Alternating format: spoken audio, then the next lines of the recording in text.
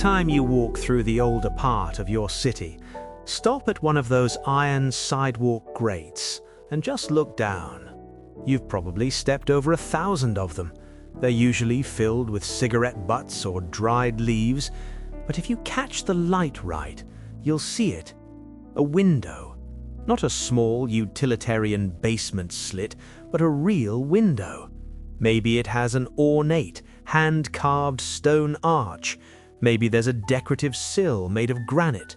It's sitting 3, maybe 5 feet below the concrete, staring directly into a wall of packed dirt. You've been told these are light wells. That's the term the real estate agents use. The local historians use it too. They say the architects designed the buildings this way to let a little sun into the servants' quarters or the storage rooms. And that sounds fine until you actually look at the masonry. Last October, I spent an afternoon on my knees on a damp sidewalk in Boston. The concrete was cold through my jeans, and there was a smell coming up from the grate, something mineral, something old, like water that hasn't moved in a long time. I was looking at chisel marks on a piece of limestone that was never meant to be seen.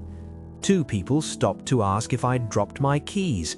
I told them no, I was fine, and I smiled in the way you smile when you're not fine at all, but you haven't admitted that yet. I stayed there until my knees ached. Why would a developer in 1840, a time when every single stone had to be quarried by hand, hauled by oxen, shaped by a master craftsman, spend 3 months of labor on a decorative window frame only to bury it in the mud? It's a massive waste of capital. It's an engineering absurdity. You don't put your best work in the dirt. Unless, of course, the dirt arrived after the work was finished. I didn't want to arrive at that thought. I'm a researcher. I like ledgers and maps. I like things that can be filed away. I wanted the Lightwell explanation. I sat with the Lightwell explanation for 3 days, turning it over, looking for the seam that made it fit, because I knew I could feel it somewhere in my chest like a bell being struck, that if it didn't fit, I would have to follow the thought to wherever it went. The thought Once you didn't notice fit. the windows, the rest of the building starts to look uncomfortable. You see doors that have been converted into windows because the threshold is now 4 feet below the street. You see grand entrance stairs that feel like afterthoughts, leading up to what used to be a second-story balcony. You start looking at the base of every old building differently, the way the earth hugs the brick, crawling up the sides in a slow tide. You stop seeing a city that was built up, you start seeing a city that was recovered. I started digging into the archives of my own city. I wanted construction photographs. I wanted to see the men with shovels. What I found instead was a fog. You look at the census records for a place like Chicago or St. Louis in the mid-1800s, and the math stops working. A documented population of maybe 50,000 people, mostly immigrants, mostly poor, and yet within a 10-year window, they supposedly built 500 monumental stone cathedrals, a dozen marble government buildings, and a grid of paved streets spanning miles, with horse-drawn carts and handsaws, in winter, during cholera outbreaks, while fighting a civil war. I kept coming back to the logistics, and I could not explain why nobody else was screaming. I found a photograph from 1860, taken in Philadelphia, one of the earliest high-detail streetscapes we have. The architecture is staggering. It looks like Rome, Corinthian columns, vaulted ceilings, stone reliefs that would take a modern CNC machine weeks to replicate. But look at the street, a muddy track, 2 men in top hats standing next to a pile of horse manure. No cranes, no power lines, no infrastructure of any kind.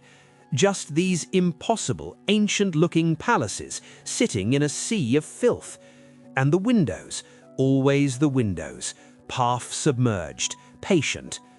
It was a Tuesday, near closing time at the municipal library. The fluorescent lights were doing that low, aggressive hum, the kind that makes your back teeth ache. I was looking at a survey map from 1872. I wanted to see the original grade of the land before we built the sidewalks. The map showed the street at 32 feet above sea level. I found an earlier map from 1840 in the same archive. Same street, 24 feet. I sat with that for a long time. The room was very quiet. The lights hummed. I became aware of the fact that my hands were flat on the table, pressing down, like I needed to feel something solid. There is no record of a massive public works project to raise the city 8 feet. There are no invoices for millions of tons of fill dirt. There is just an 8-foot discrepancy that everyone has agreed, in silence, to ignore. I walked home that night, and I didn't look at storefronts. I looked at the ground. I looked at the way the earth creeps up the sides of every old building, slow and patient and inevitable. And I said it out loud, to no one, crossing an empty street at 10:30 at night. The ground is not where it should be. A woman walking her dog moved further away from me. I don't blame her. If the street was 8 feet lower in 1840, then what we call basements were ground floors. And if they were ground floors, then the people who built them were not us. They were something else.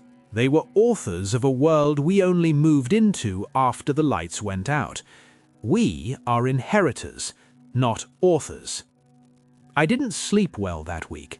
When I did sleep, I dreamed about maps, about the way a city looks from above when you understand that everything you can see is the top story of something older.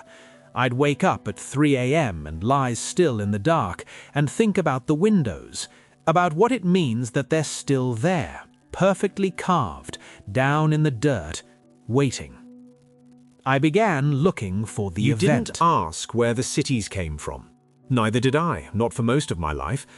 That's the first thing you have to sit with.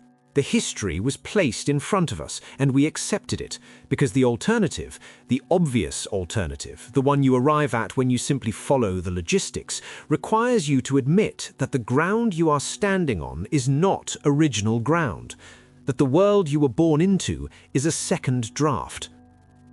Between 1850 and 1910, someone or something went through a checklist of the Western world's major cities: Chicago, Boston, Seattle, Baltimore, Jacksonville. I spent a rainy Tuesday in the archive room looking at newspaper reports from the 1904 Baltimore fire. The coffee tasted like wet cardboard. 1,500 buildings destroyed in 30 hours. The reports are all the same. They start with a small spark, a cigar in a warehouse, a knocked-over lantern, and then the official narrative says the fire became sentient, it jumped rivers, it ignored fire breaks, it melted stone. The descriptions of the heat talk about granite facades exploding and iron beams twisting like wet rope. To get that kind of thermal output, you need an accelerant, or you need a temperature that a 19th century coal fire simply cannot reach. But it's what happens immediately after the fires that makes the skin on my arms feel wrong. The reconstruction. In almost every case, a grander, more unified, more sophisticated city rises from the ashes in less than a decade. We are told these were miracles of American willpower, but I looked at the labor records for the rebuilding of San Francisco after 1906. I looked for contractor logs, material procurement, casualty figures, because a project that size, in an era without power tools or safety harnesses, would have killed thousands of men. I found the silence of the record. No material procurement logs for the amount of stone required to rebuild downtown San Francisco in 3 years. No casualty figures, no shipping manifests. It is as if the new city was already sitting there, just beneath the surface of the old one, waiting for the fire to clear the slate. I need you to understand what I'm describing when I say the silence of the record. I don't mean missing files. Missing files happen. Archives burn. Water damage is real. Bureaucracies are incompetent. What I mean is a specific kind of silence, the silence that follows a pattern. The gaps are always in the same places, always around the same questions, always at the exact moment you'd expect documentation to be most dense because the project was most enormous. That silence has a shape, and shapes I kept thinking have about the authors. 1893 World's Columbian Exposition in Chicago. I have a book of photographs from the fair, cloth-bound, heavy, smells like old dust and something electrical I can't quite name, and I've spent hours staring at the White City. 200 monumental neoclassical buildings, massive domes, grand canals, decorative sculptures that look like Michelangelo's middle period. We are told it was all built in under 2 years. Then, as soon as the fair ended, they burned almost all of it to the ground and threw the rubble into the lake. Why build a stone capital of the world, complete with functional electricity and plumbing, just to use it for 6 months and then destroy it? The official answer is plaster and lath. They say the buildings were temporary shells, hemp fiber and plaster over wooden frames. But you look at the high-resolution construction photographs, you see the massive iron frameworks, you see the deep-set foundations. You see, in the lower left corner of a photograph of the agricultural building, a window sitting 6 inches below the grade of the path. Even in a temporary fairground, even then they couldn't help but leave the pattern. What if those World's Fairs weren't exhibitions of progress? What if they were the final, stripped-down remnants of a civilization that had already been defeated? A way to let the public walk through the ruins of a grander world one last time, before the bulldozers and the fires finished the erasure. I remember sitting in my car after leaving the library that day. I didn't start the engine for a long time. I was looking at a bank building across the street, massive Greco-Roman columns, windows clearly designed to sit 6 feet higher than they do now. People in suits were walking in and out, people on their phones, all of them moving with the confidence of people who believe they live in a world that makes sense. I envied them so much it felt like something physical, like a weight behind the sternum. Because once you start looking for the silt, you see it everywhere. In the missing census data of the 1840s, in the orphan trains that moved hundreds of thousands of children across the country to populate half-buried cities that needed warm bodies to look inhabited. In the geological surveys, I found one from the 1880s for the Mississippi River Basin.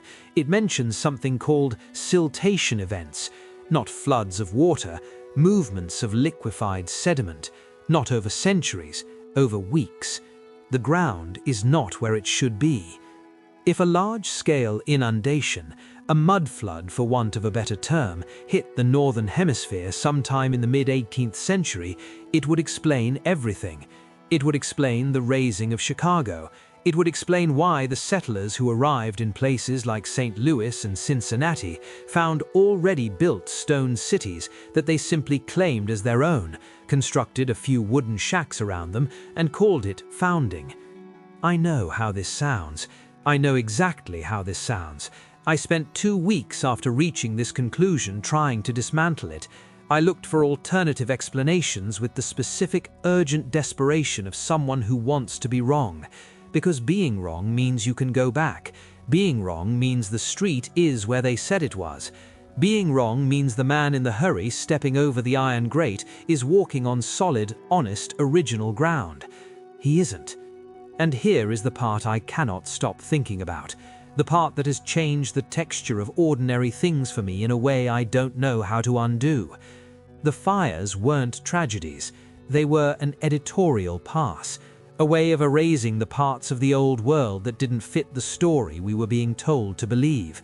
Somebody, or some process, some systemic, structural, self-protecting reflex inside institutions that don't even need to communicate with each other to act in concert, looked at the evidence of what came before and made a choice.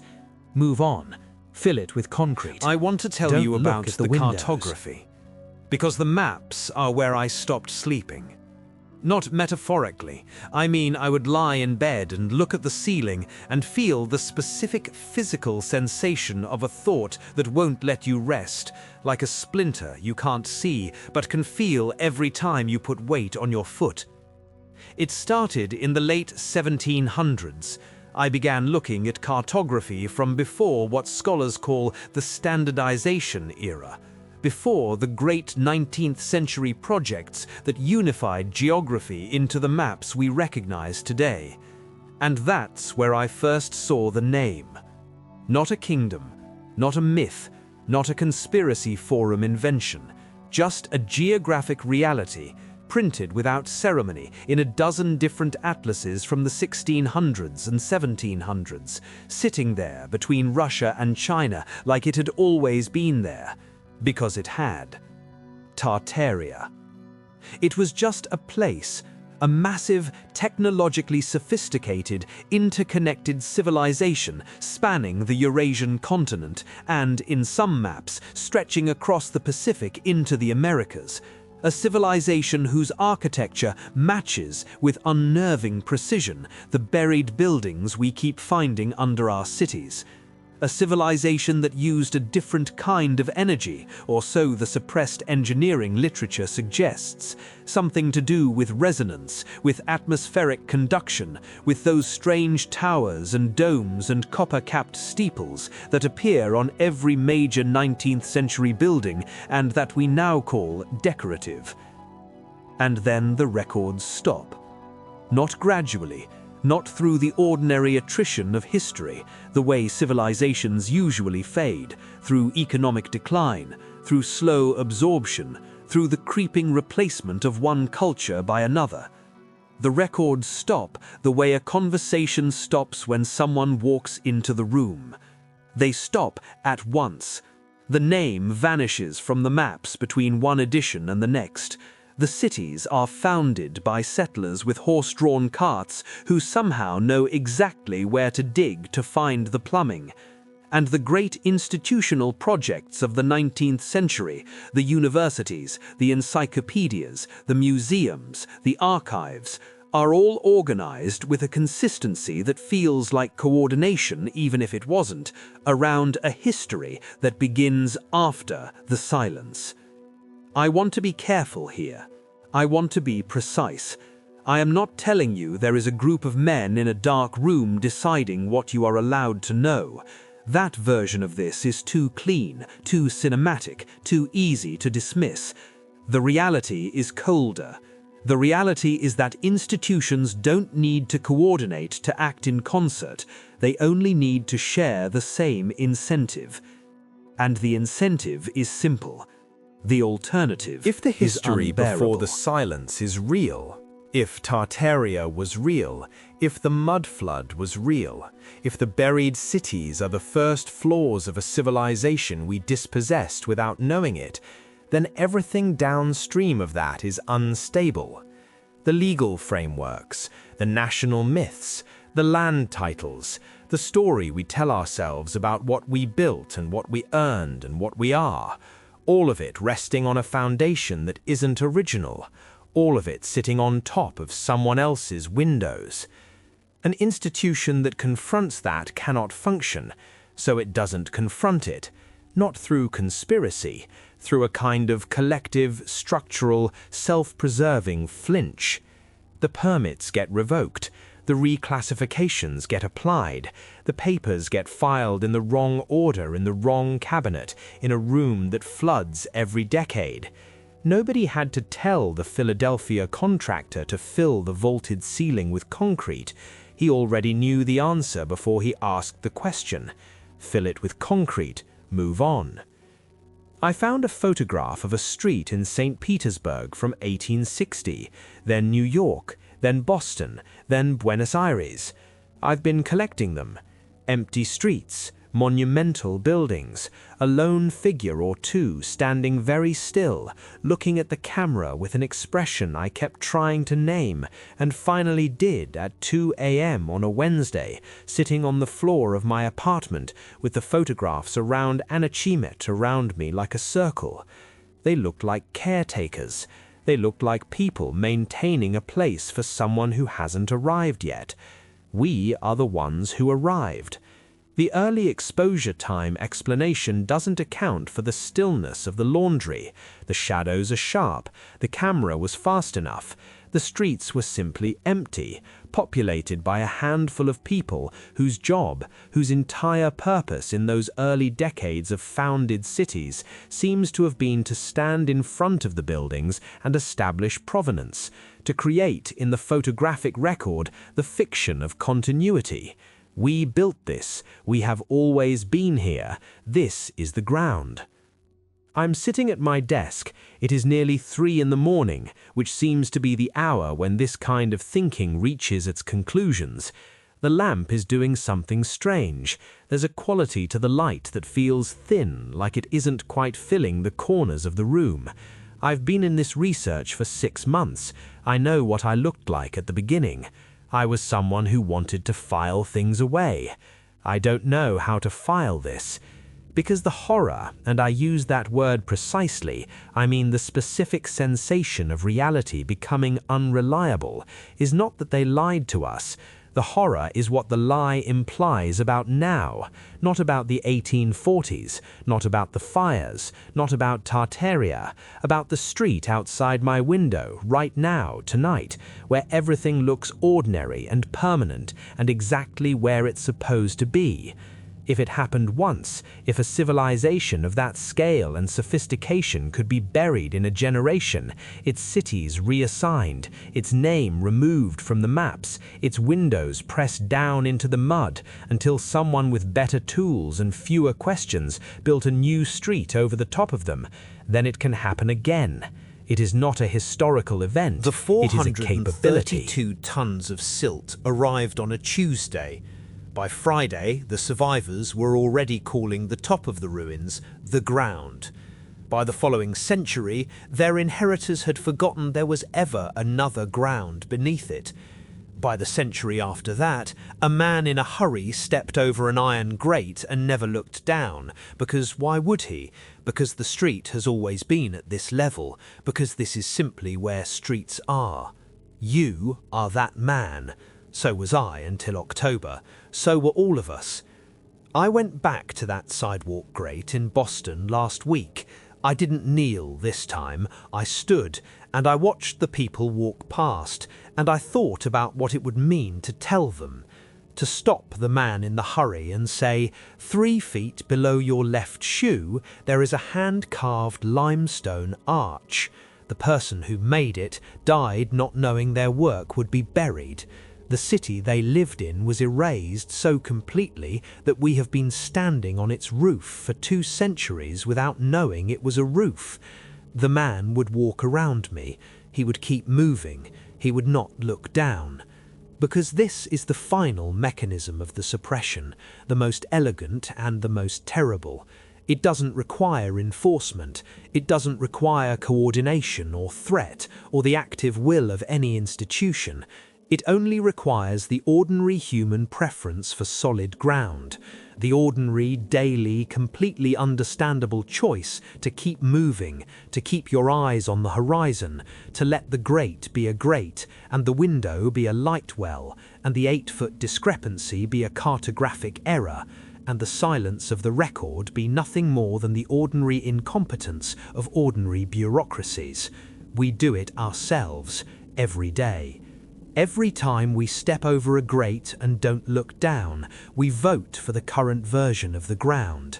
The next time you're in your backyard, or walking through the park, or standing in your own kitchen, stop, look at the floor, think about what it would mean to reach through it, down through the crawl space, through the original foundation, through the layer of fill, through the compressed sediment of 150 years, until your fingers touch the ceiling of the room below, until you feel the cold stone of something that was never abandoned, only buried. It is not as deep as you think. There is a contractor's report from 1908, a plumbing renovation in downtown Philadelphia. A worker mentioned hitting a secondary vaulted brick ceiling 8 feet below the basement floor, perfectly preserved. light fixtures still attached. He asked if they should call the Historical Society.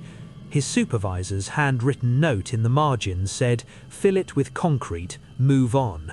That is how the ground became the ground, not with a decree, not with a conspiracy, with a note in a margin, with a preference for not knowing, with the collective, daily, entirely human decision to keep the windows in the dark where they cannot ask questions we aren't prepared to answer. I can hear the dirt shifting against the glass. I can hear it right now. And I think I have thought this every night for 3 weeks, lying awake in the thin light of a lamp that doesn't quite fill the corners, that the windows have always been able to hear us. They've been listening to us walk overhead for 150 years, patient, waiting for the street to return to its original height.